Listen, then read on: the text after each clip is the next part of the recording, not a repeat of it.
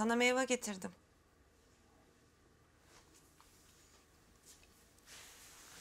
C vitamini. İyi gelir. Zihnin açılır. Ya Seda tamam artık ama üzülme bu kadar. Tamam üzülme. Söylediğin çok iyi oldu ablacığım. Sen neden bana inanmıyorsun? Ha yani bu iş olmayacak diyorum sana, anlamıyor musun? Reha amcanın bir bildiği varmış işte. Ya bu nişan töreni de öylesine bir merasim. Yani önemli bir şey değil ki. Ya abla benim derdim başka. O aptal merasim olmuş ya da olmamış benim umurumda değil ki. Benim canımı acıtan ne biliyor musun? Neymiş? Ben bugün o kıza yüzük beğendim. Anlayabiliyor musun sen beni? Ben bugün Ömer'in sevdiği kıza yüzük beğendim. Çünkü Ömer Bey erkek arkadaşı gibi gördüğü çocukluk arkadaşını yanında görmek istiyormuş. Yani benim. Ay sağ olsun zevkime çok güveniyormuş. Tamam işte. Bu da kanıtı.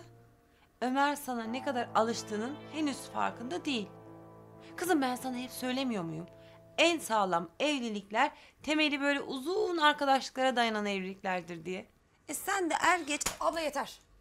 Yeter Allah aşkına. Daha fazla konuşma. Ömer hakkında hiçbir şey duymak istemiyorum artık. Seda! Bir sakin olur musun? Ben sakin falan olamam. Ya senin söylediğin her şey benim canımı daha fazla acıtıyor. Anlamıyor musun sen? Bu ne ya? Önce duygularını gizleme, açıl ona. Şimdi yanında kal arkadaşı ol. Oyuncak mıyım ben? Seda, eğer şuraya oturup beni bir dinlersen... Ben seni dinlemek falan istemiyorum. Öğütlerin hiçbir işime yaramıyor artık. Kızım ben sana iyilik olsun... Ya sen benim iyiliğimi falan düşünme. Düşünme. Ya sen önce bir kendine baksana ya. Önce kendi hayatını düzene koy. Benim de hayatıma bir daha karışma. Seda! Nereye gidiyorsun? Seda! Nereye gidiyorsun? Delirdi ya.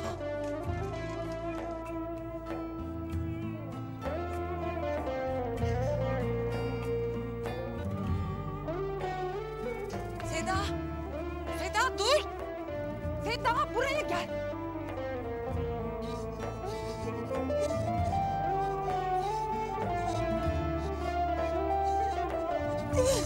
Seda bekle beni Seda! Seda! Seda! Seda!